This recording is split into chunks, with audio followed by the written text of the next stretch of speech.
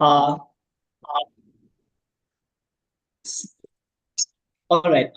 Good evening, apologies. Good evening. What's the game?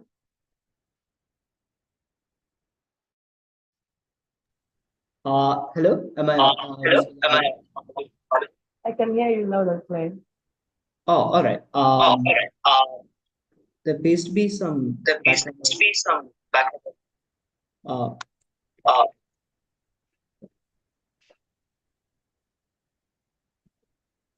Are you having less of difficulty in your end? oh yeah. Ma'am, could you mute your mic for a second? You said? Yeah. I think there's a little bit of background noise. Could you mute your mic for a second?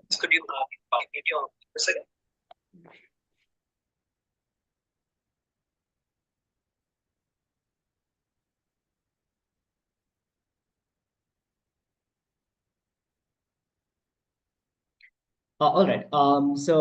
Good evening, everyone. I'd like to welcome you all to this session of the Youth for Peace webinar series in discussing gender-based violence. Economics is a train that stops at every station. Its dynamics must be analyzed at every angle, especially in gender-based violence. That is why we're gathered in this session today to discuss that very pertinent area. So I'm Ravi Telagedra, the moderator for this session, and I'm very excited to be moderating and learn with you all about the topic of economic empowerment as a pathway to safety and independence. Before moving on, I'd like to give you a quick introduction to the spirit of IYAP. At the International Youth Alliance for Peace, we're a youth-focused, volunteer-driven organization that brings together young people from across South Asia to promote peace, inclusion, and sustainability. Each year, we launch a dialogue series, whether it's webinars or panel discussions, to create a platform where experts, leaders, and youth like you, myself, and our honorable speaker today to discuss topics such as this and delegate solutions and ideas. To date, we've had over 300 discussions, and today's discussion is a part of that vastly ongoing series. And we are thrilled to have each and every one of you here today. So, now to elaborate on the agenda for today, I want you to imagine what it would be like as a survivor of gender based violence, to seek solace after the traumatic experiences, only to find that the many pathways of independence and security are unwelcoming of you or shun you out completely. The absence of relevant resources and the means to achieve independence could make this reality for victims very apparent and very true. In that way, it is important to advocate and direct attention to these discrepancies, raising awareness to incite change in institutions and communities. As of right now, we're live on our YouTube channel, IYAB Official, and I'd like to extend a special welcome to you, our participants joining us live, as well as the registered attendees from across the platform. And to you, our amazing audience, please feel free to ask any questions in the chat area. But we do ask that you do keep your mics muted for the speaker segments. Moving on, I want to extend a delighted welcome to our honorable and distinguished guests. Ma'am, we are so thrilled to have you today in shaping advocacy for victims' rights. I'd also like to say that we have an exciting plan for this session today. Very soon, our guest will give us a presentation of about 20 minutes, followed by a 10 to 15-minute Q&A session. Before wrapping up with closing remarks, we'll also be taking a group picture to commemorate our learning in this session of discussing GBV. Also, after the Q&A session, we'll also open up the floor to you, the audience, to ask questions from our honorable speaker. So now to introduce the person themselves, the honorable speaker, an advocate and a certified human rights professional, passionate about advancing the rights and well-being of young girls and vulnerable children.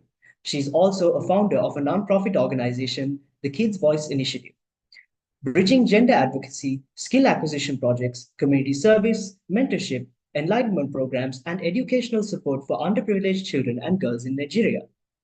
The Kids Voice Initiative aims to facilitate and promote an enabling environment where children are empowered to thrive. Mr. Dane, we are honored to have you at this session today. Without further ado, I'll now hand over the floor to our honorable speaker, Ms. Adre. Ma'am, the floor is yours.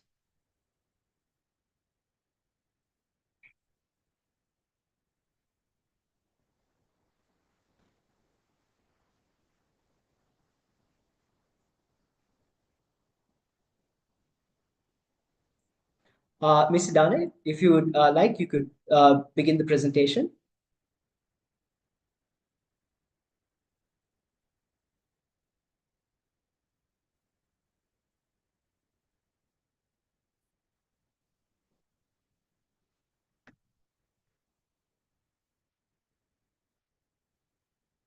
Apologies, everyone. I think there's a little bit of a technical difficulty. Um, uh, Good afternoon, everyone. Can you hear me? yes, ma'am. We can.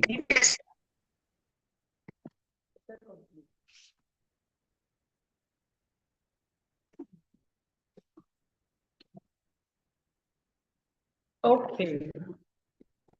Thank you. That's enough. Good afternoon, everyone. I'm glad to be with you in this section. I thank you for this moment also. Thank you for all you do to enhance the well-being of women and children across the globe. Okay, this day, without taking much of your time, we know that the cases of gender-based violence is very common in every society.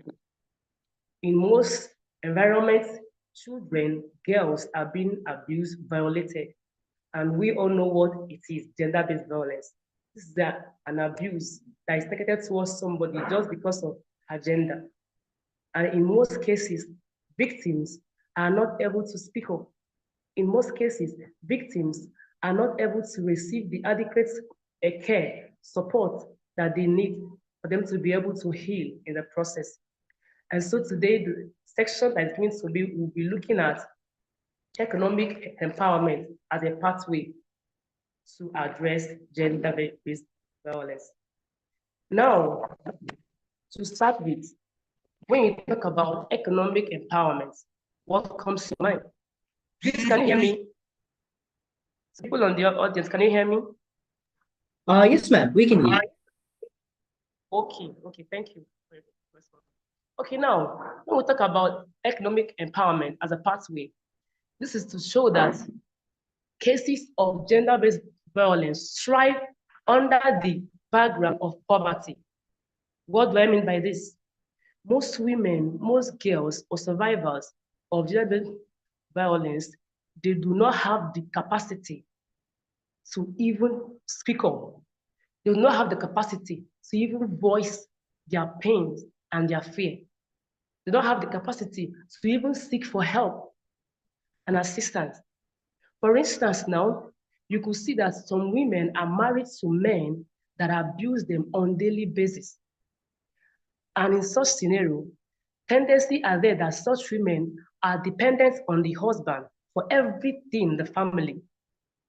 Now, if a woman is married to a man and she does not have any means of livelihood on her own, you know very well that the man determines what happens. And such man will also attack, as but when women are empowered, when women gain the financial capacity and strength, you see that such woman will be able to make decisions in her home. She will also be able to, know her rights and fight for it.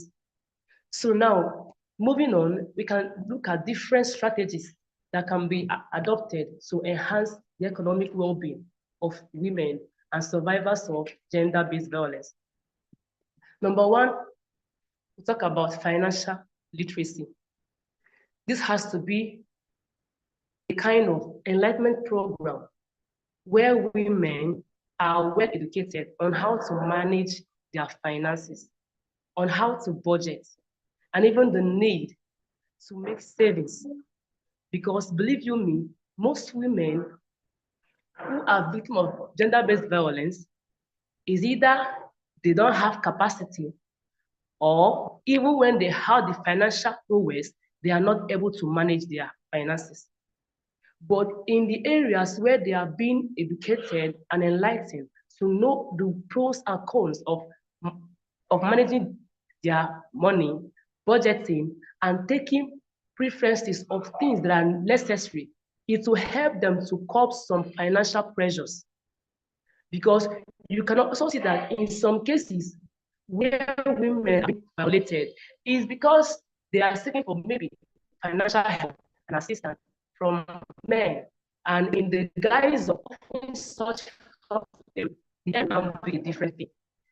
But when a woman is stable financially, she won't even dare to someone that will help her, not talk of being exposed to gender-based violence. Also, we will talk about skill acquisition. Live in an era where there are several skills a woman can acquire to enhance her own life. There are essential soft skills. We live in a time of AI, social media. So even if you don't go to all those orthodox skill acquisition, there are still some high-paying skills, soft skills that a woman or girls can be trained on. And when they acquire such skills, they will still attain financial independence. And with that, you will see that such person will not be that exposed to violence. They will not be exposed to abuses and violation. Remember, cases of violence against women are being perpetrated by men. And we live in a patriarchal society where even the system, the cultures, and traditions support men. The women are at the receiving end, but still at the end, the blame is. Okay, I've mentioned financial basic and skill acquisition. Another one again is women should be trained on acquiring employability skills. What do I mean by this? You know, you can come to, for instance, now in my country, Nigeria, you will see several graduates on the streets with good results and certificates, but most of them do not have the essential skills to be employed in the workforce. And so you see that it still becomes a big problem for them to secure a job and even maintain that job. So this is where the need for training on employable skills come in. When women and young girls are trained on necessary skills that will make them secure a job and retain such job, it will also enhance their well-being. It will also facilitate financial freedom for women. Are we together? Yes, ma'am. Okay, please. Yes, ma'am. Okay, okay. I want to just know that we are together. Okay, another one also is that for us to attain this economic level where women can thrive, there is need for women to be encouraged and allowed to own assets and properties. For instance, there are some places, even in Africa, where a woman do not have the right to own properties. There is cases where you see a woman is married, and if peradventure she loses the husband, you will see the family members of the husband not coming out to take everything that belongs to such man, whereas this woman is legally married. And in some cases, most of these women, because they are not educated and because they don't have the financial capacity and prowess to take it up, you will see that at the end of the day, they will have no justice. At the end of the day, what rightly belongs to them will be taken out from them. So that is to tell you that in our different countries and even in Africa, there is need for policies to be put in place, policies that will guarantee women ownership of properties and assets. If this is achieved, it will reduce cases where some women who loses their husband are being exposed to cases where the family members will take away their land, the houses, and all that. Okay, having said that, there are different areas where we can see the impact of economic empowerment.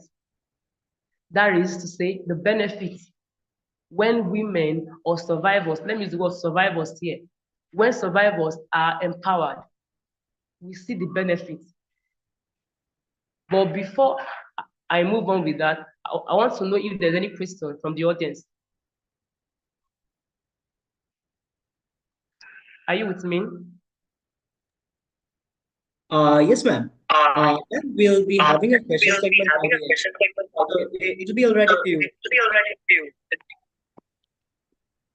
Okay, should I move on or will it be at the end of the section? Yeah, that's perfectly fine. Yeah. Okay. Now we'll look at the impact of economic empowerment. We're trying to establish the fact that economic empowerment addresses cases of gender-based violence. It reduces it. So how does it do this? Now, when a woman is empowered, when a woman has skills, or when a woman has attained financial freedom, you see that it reduces her dependence on men. It reduces her dependence on her partner. For instance, now, a woman may be married to an abusive husband. Believe you me, if such woman is financially stable, if she has her own source of income and livelihood, she will have a say in things that have to do with her marriage, her family, even her body. And the husband will also, in return, respect her. Just like I said earlier. But if the reverse is the case, where the husband is the one that brings everything to the table in the family, such woman does not have any say, not even over her own body or in whatsoever that happens in that family. So one of the benefits of economic empowerment in addressing gender-based violence is that it reduces women dependence on men. In Nigeria, here in Nigeria, you will see some girls, teenage girls who should be in secondary schools or who should be enrolled in skill acquisition and vocational training. They are dependent on their boyfriend, on 1 naira, 2 naira that they will get from there. And even if such a girl is being given such money, tomorrow she goes back, next tomorrow she goes back. And on the long run, the guy question will have access to dictate what happens in her life, to dictate how she lives her life. But if you see cases where women or young girls have acquired skills, they will not even bother. They will not even bother to look for men that will help them. And if, for instance, I do not depend on you as a man for my survival, you know that you respect me. There's the saying that money answereth all things. Yes, it is true. Money answereth all things. There are things that you will not take. There are some things that you will not take, you will not condone when you have the capacity financially. Having said that, also, it increases their self-esteem. Yes. It increases their self-esteem. When a woman, there is a saying in my dialect that, let me just practice that when a man has money, the heart is hardened. Not hardened to do wicked or to people, but such man has courage to face whatsoever happens to him. This is also applicable to women. When a woman is financially independent, she has the boldness, the courage, the self-esteem and self-confidence to confront whatsoever that comes her way, even to confront her abusers. And in these cases, you will see that cases of gender-based violence, abuses, and rape will be reduced and minimized to a great extent. Also, it improves their living condition. Yes. How? You may ask how. When a woman is independent financially. If she needs money to buy anything in the house, she buys that. If peradventure the children fall sick, she will be able to give them medical care and attention needed. If she needs to eat food, she will be able to still take care of her basic needs, at least basic needs. It doesn't mean that she will be almighty that has everything, no. But at least she should be able to take care of her basic needs as an individual. So it enhances her livelihood. Another one is that it reduces the vulnerability. Just like I've said earlier, that if a young girl, should wake up to a man today and request for money to buy this, tomorrow she goes back, requests for money to buy that, and she continues doing this all time and time again, time will come when such man will now begin to dictate what happens to her life, how she lives her life, where she goes at every point in time. And so you will see that such a girl has high rate of vulnerability. Such a girl could be said to be at risk because she might be violated against her wish. And you might ask, what for? The foundation or the primary causes is on the fact that she depends on such man financially. Are we together? Okay. Having said this, it might interest us to also know that there are some challenges that are bound, which could mitigate against economic power of women. For instance, in some part of the world, in some part of Africa, even in Nigeria, there are some laid down rules and traditions that tend to subject women to men, like subject women perpetually to be under men. Excuse me. And in most cases, such women are seen as housewife, like 100% housewife. Their duty is just to get married, make children, take care of household needs and all that. She remains in the house, she remains in the kitchen, no future, no plan, no career, no potential. So, so in cases where you have such policies, such cultures, so to say, cultural norms and beliefs, you see that women are being limited. So this could be one of the challenges to economic empowerment of women. Not that those women do not wish to go out there and fight for them, go out there and hustle to make ends meet. No, but because of the lay down rules, cultures, norms of where they are married or where they have found themselves.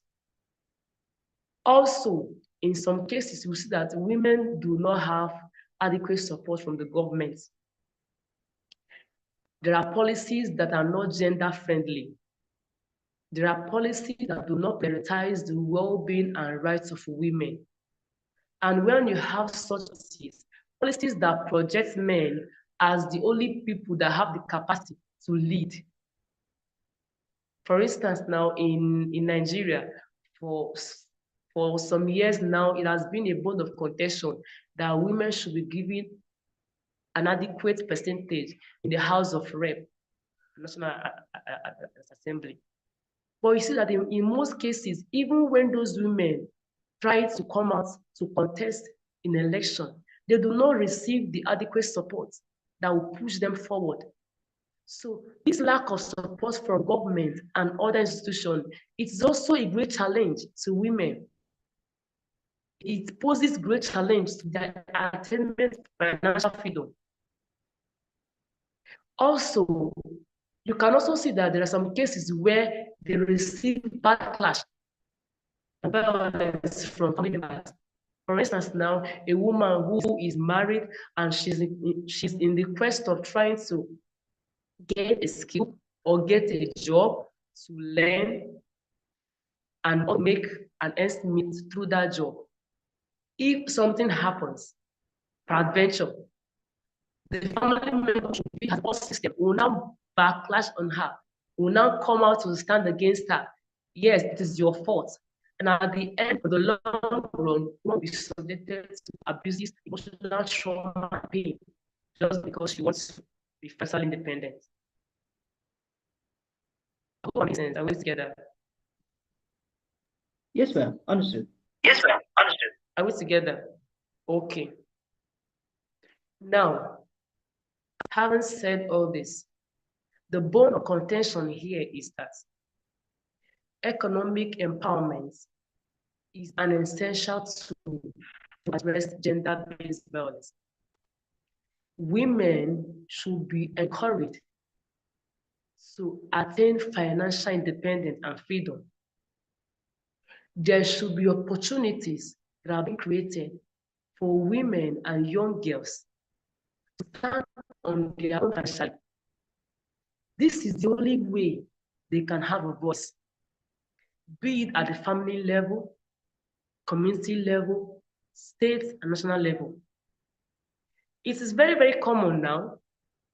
You will see in society, if you see any woman who has a say in society, just look very well and see her financial status. You will see that such woman is doing well for herself. And that is why key decisions cannot be taken without consulting her. When issues that matter are being discussed, they will call her. Why? Because she has the capacity. So economic empowerment gives women, yes, it gives women the courage. And also it liberates them from being perpetually abused, from being under their abusers.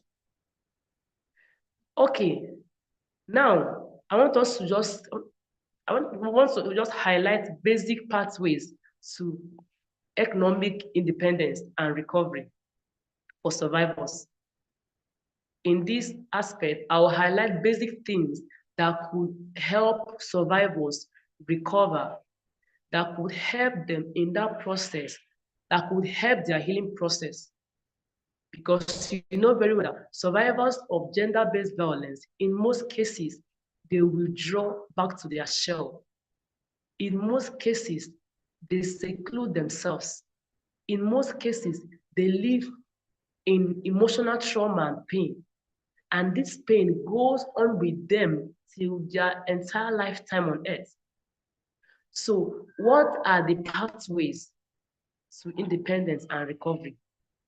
Number one is safety and support.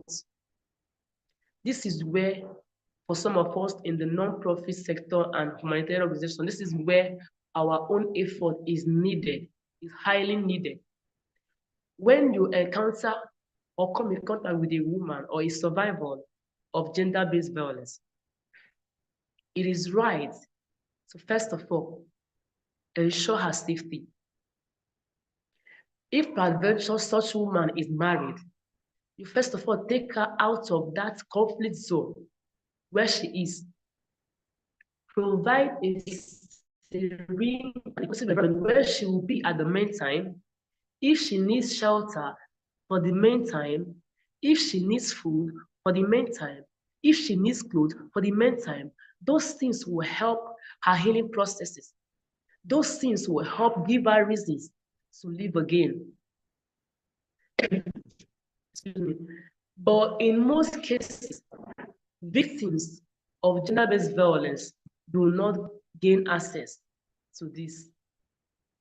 And so while they are going through the emotional pain and trauma, they cannot lay hand on any support system that will help them recover quick. Also, another recovering pathway to their recovery will be through counseling and therapy. Yes, cases of mental health abound. And when a woman is being exposed to gender-based violence, no such woman loses her dignity as a woman.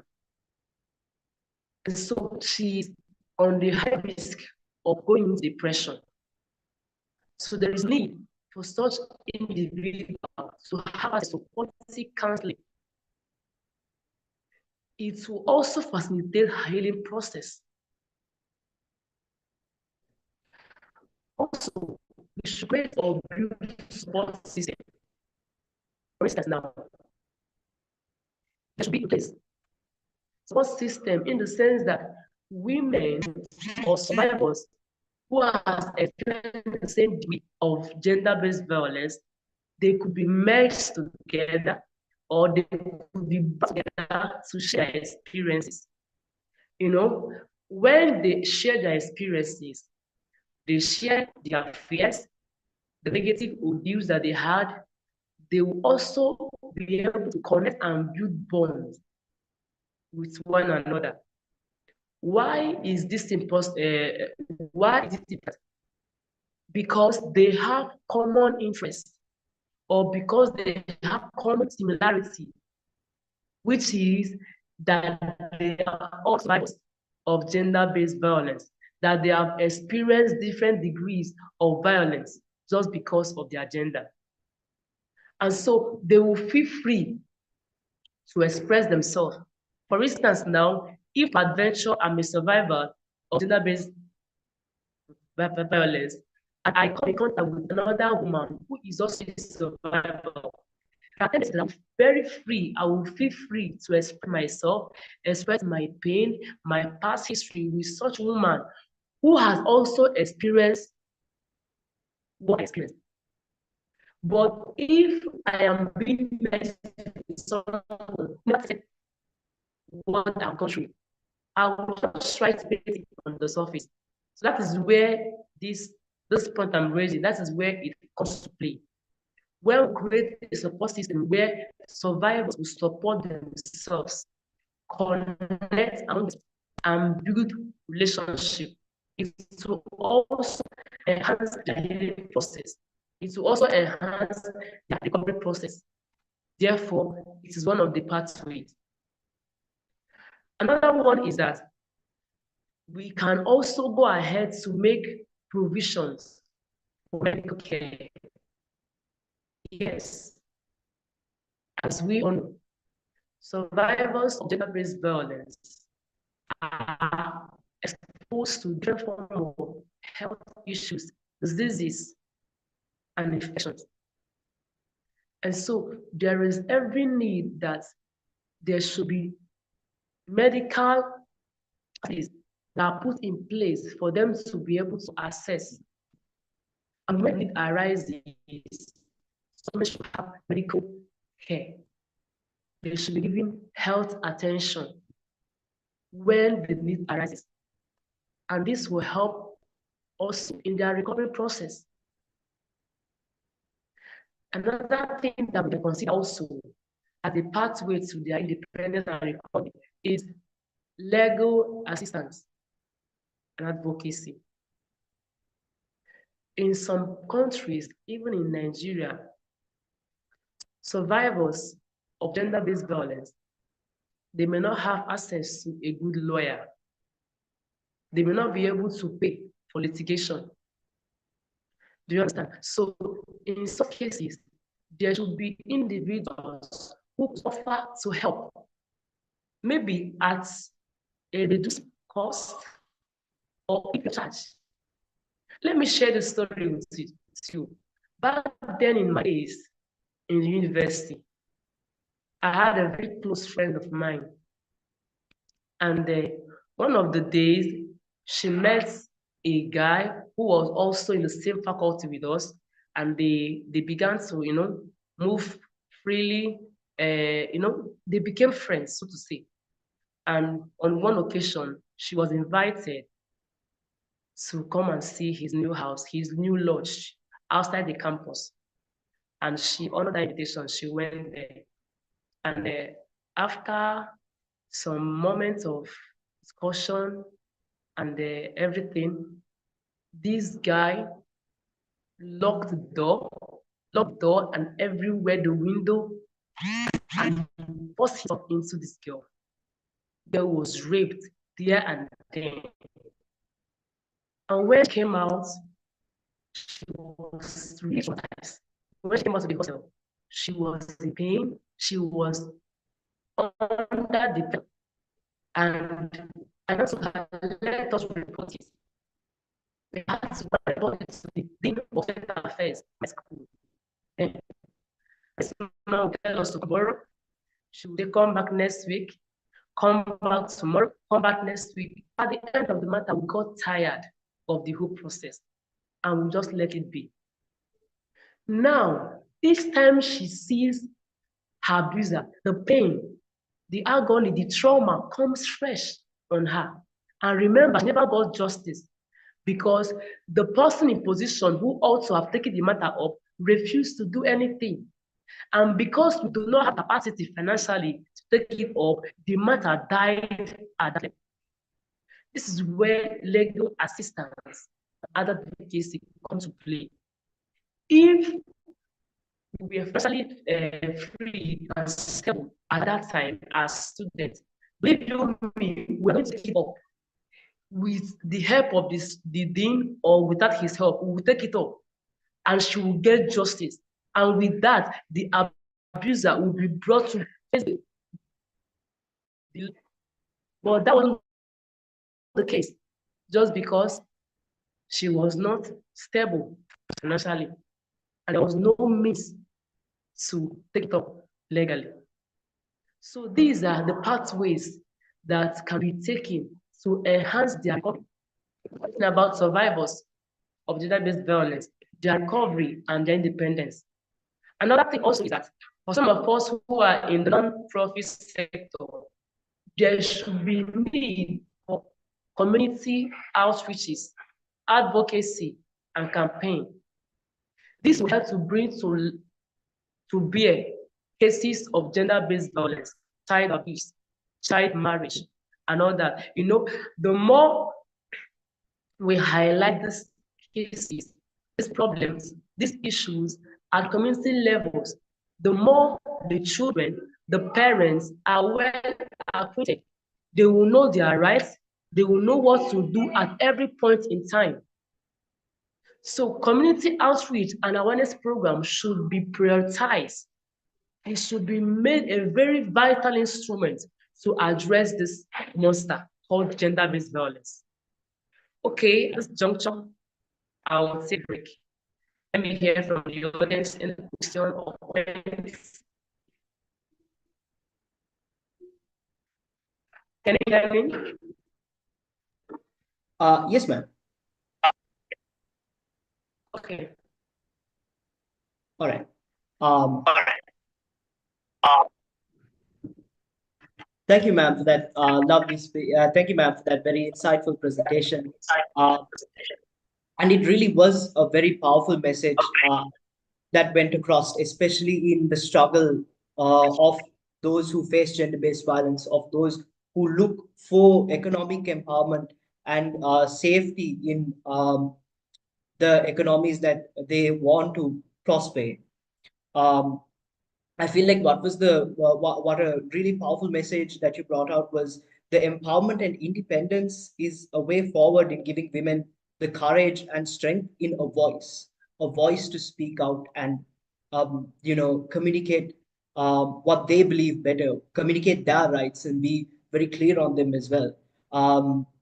Also, the in invoking the employability skills in women in workforces, training and encouragement, especially in workforce policy and policy in governments as well, which is something that really needs to see improvement going forward.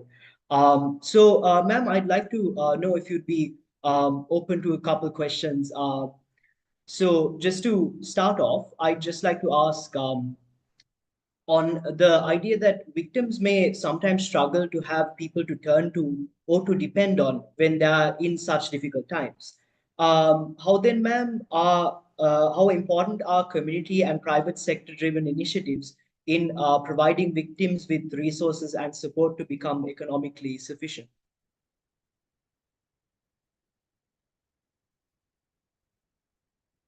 Oh, ma'am, apologies, you muted. Uh, ma'am, All right. Okay. I said if I got the question very well, you were asking how can private sectors help victims to speak up, is that? And gain economic power. Is that a question? Yes, essentially the question, ma'am. Yeah. Okay. Now, the private sector, institutions and bodies, they have a major role to play also. Suffice it to state here that the government cannot do everything. Government cannot do everything.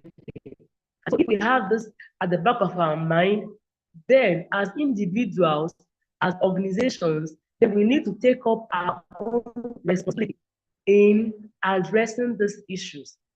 And what do we need to do about that to encourage the victims? Number one, we can host enlightenment section, enlightenment programs. For instance, in most of our outreaches and enlightenment programs, we usually tell these people that it is not their fault. Let it start from that background. Let them know that it is not their fault that they have been violated. Because some of them, they will in regret. They will keep blaming, they will on blame game business. They will keep blaming themselves. And with that, they won't even heal easily. So when you elected them to know that it is not their fault, and also that they have a voice to speak. If, okay, in most cases, because of fear of stigma, some of them, they will just go and hide. They will not speak up. But still, there are some channels, right channels, that can be found to gain justice. You understand? So, in order not to go for, not to digress, as individuals, organizations, we should enlighten these women. We should enlighten them, let them know their rights. Their right, their number one is that they have voice. And their voice should be a tool, an instrument that they should use against their abusers. When you know your voice as a woman and you know how to use the voice as an instrument, you will see that you will be able to, avoid some of this risk.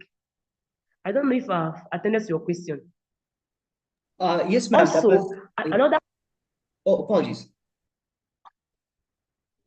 Okay.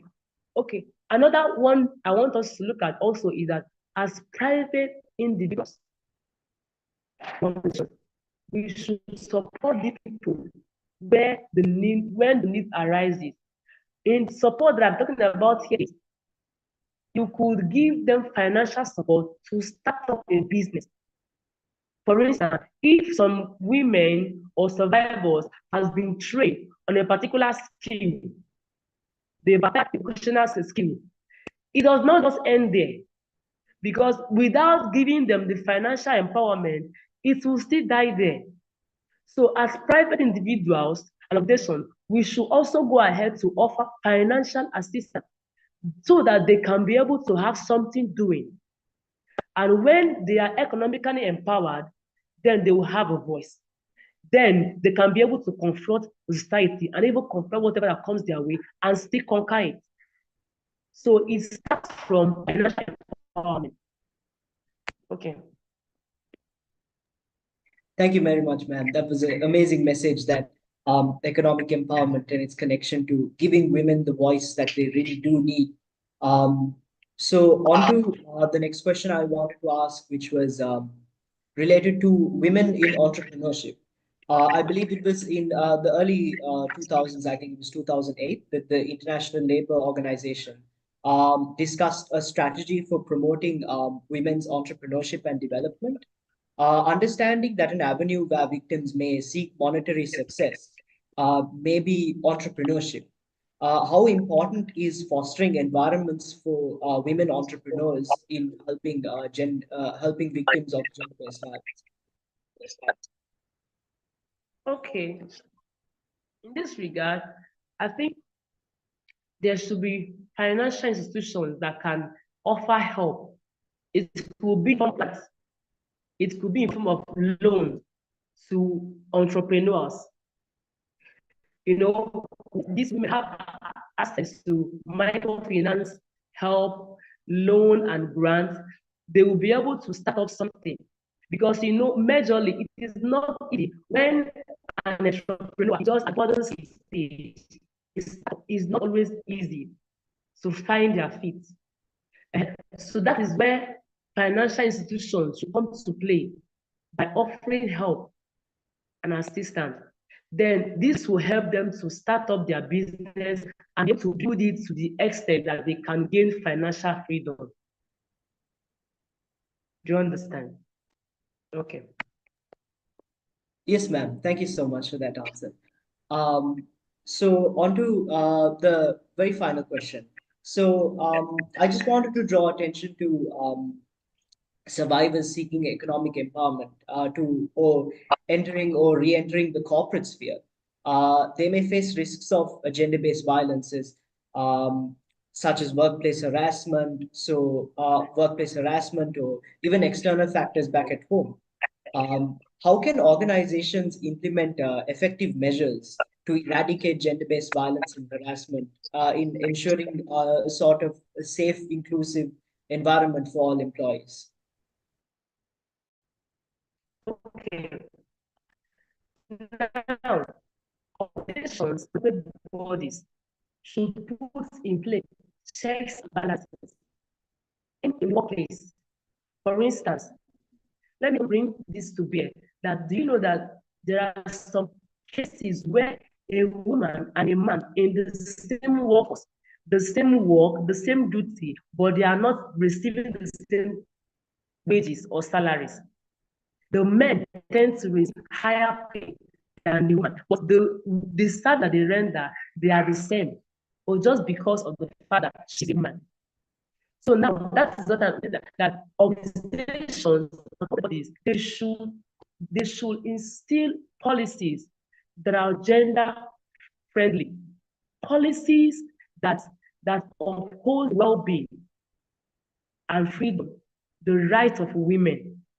When there are checks and balances, you will see that abuses will not be obvious. Abuses will not be prevalent. But when there are no checks and balances, when there are no policies or rules that will guide the activities of employees in the place, abuses will be common. So the point is that organizations and corporate bodies should put in place checks and balances that will ensure that the rights of women are protected, that the women, they have the same rights as men. When a woman and a man carry up a given task, they should also receive the same salary, the same pay. Okay. Thank you very much, ma'am. That was an amazing segment detailing the real initiative that should be taking place in organizations, the private sector, government, and different institutions that really should be advocating and bettering their policies to initiate and foster a better environment for the female workforce, empowering them, and especially those that are a victim to or are facing gender-based violence. With that, ma'am, I really thank you for that segment. We'll be ending the live stream for just a quick moment.